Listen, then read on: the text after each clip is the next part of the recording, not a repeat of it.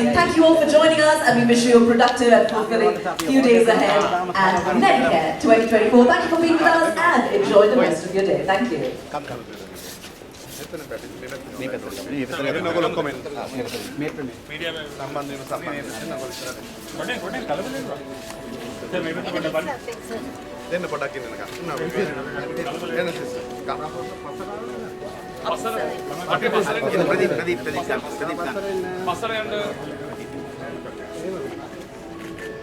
All the services, they are doing a massive number of patients and very few complaints.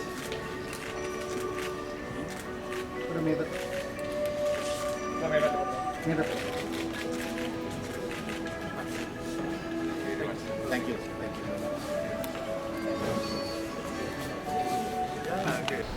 Indeed, I am very happy to participate in this event, which is conducted for the 13th consecutive year, conducted by the Medicare Committee. And I thank on behalf of the Minister of Health, the organizing committee having invited us to come here today to share the joy and get this experience covering the subject of health. Dr. Amal Harshadi Silva during his speech mentioned two important factors. One thing is there is amalgamation of private sector and the government entities. It's a prime example how we can take our health forward in a private-public partnership nature. Second thing is there is amalgamation of the allopathic medicine and the Ayurvedic medicine, which you can take forward and show the world that we have comprehensive care covering both sectors. So in that regard, that your exhibition over a period of time that contributed much, and it's good to see that your efforts have become successful this year as well. Historically, Sri Lankan healthcare sector had fared exceptionally well, given the backdrop of the universal free healthcare service we provide to the people of the country. We have done exceptionally well, and also, despite the challenges that we face, Sri Lankan health sector stands pretty strong even today. The best example is in 2021 and 2022, the whole world was enveloped in COVID pandemic, during which the Sri Lankan people were also battered heavily. But during that crisis, again, we show the resilient nature of the Sri Lankan healthcare system. Our case numbers were much lesser percentage-wise than most of the other countries in the world. Our case fatality rates are also much lesser. Our vaccination efforts are much better than most of the developed countries. We are quite proud to say we have done exceptionally well during the time of even health calamities in relation to the management of such crises than most of the other developed nations in the world. That is because of the fact that we have a very strong healthcare system in the country, infrastructure-wise, as Dr. Amal Harsha mentioned. We have a healthcare institution every 5 kilometers in the country, and that is supported by a very strong set of professionals which are numbering up to 150,000 covering the health subject all around the country. With their support and also with the strong foundation that we have laid in the country over a period of time, we have come to a world level. That's why the World Health Organization always states Sri Lanka, they take the prime example. Sri Lanka is one of the best countries that provides better quality healthcare at affordable and lower costs. So I'm quite pleased to say in 2024 also, as most of the successive governments of the country had done, the government of the day had allocated 410 billion Sri Lankan rupees for the healthcare development, which is coming at a sizable cost.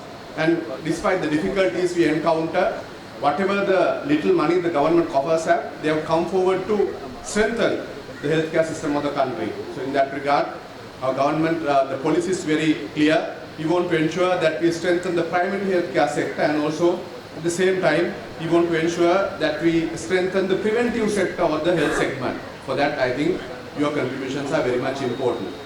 So, Garu Amal Harsha Mathumani, ඔබ සඳහන් කළ ආකාරයට ශ්‍රී ලංකාවට ඉතාම හොඳ දියුණුවක් සමහර ක්ෂේත්‍රවලින් ලබා ගැනීමට හැකියාව තියෙනවා, විශේෂයෙන්ම හෙල්ත් ටුවරිසම් පැත්තේ.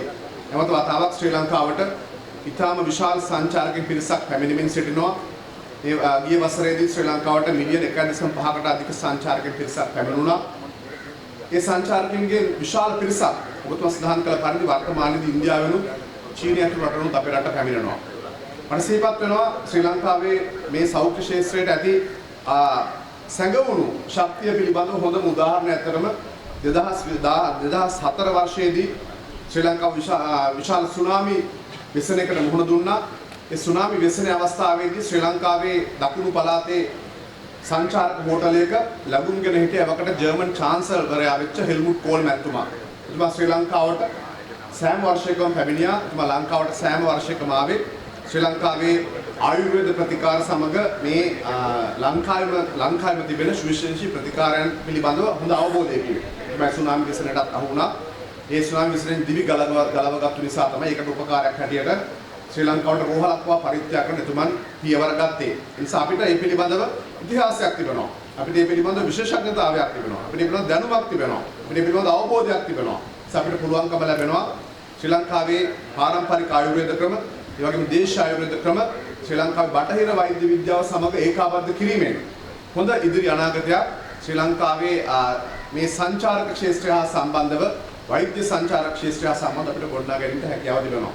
ඒක ඔබතුමා කිව්වා වගේම මේ කලාපයේ තියෙන රටවල් අතරින් ඉතාම විශිෂ්ට වෛද්‍යවරු සහ අනිකුත් සෞඛ්‍ය කාර්ය මණ්ඩල විශාල ප්‍රමාණයක් සිටිනවා රාජ්‍ය සහ පෞද්ගලික රෝහල් වල. මේ සෑම කෙනෙකුගේම සහයෝගයෙන් මේ තත්ත්වය වඩාත් ඉදිරියට වර්ධනය කර ගැනීමේ හොඳ විභවයක් මේ රටට තිබෙනවා. ඒ වෙනුවෙන් ඇත්තරම වෙනි ප්‍රදර්ශන පවත්වලා ශ්‍රී ලාංකේය ජනතාව ඒ වගේම විදේශික ජනතාව දැනුවත් කිරීම ඉතාම වැදගත් කාරණයක්. මොකද අපි කොතරම් හොඳ කටයුතු කළත් ඔබතුමා කිව්වා වගේම අපි ඒවට ප්‍රසිද්ධිය ලබා දුන්නේ නැත්නම් දැනුවත් කළේ නැත්නම් ජනගත කළේ නැත්නම් අපිට එහි ඵල ප්‍රයෝජන ලබා ගැනීමට අපහසුයි. ඒ නිසා ඒ වෙනුවෙන් මේ ප්‍රදර්ශනය පැවැත්වීම පිටා මගේ කොට සලකනවා. එහා සමගම එහා සම්බන්ධ වෙච්ච සියලු කෙනාට අපි සුබ පැතුම් පිරිනමින් ප්‍රදර්ශනයේ කටයුතු සාර්ථක වේවා. ඒ හරහා ශ්‍රී ලංකාවේ සෞඛ්‍ය ශාස්ත්‍රයට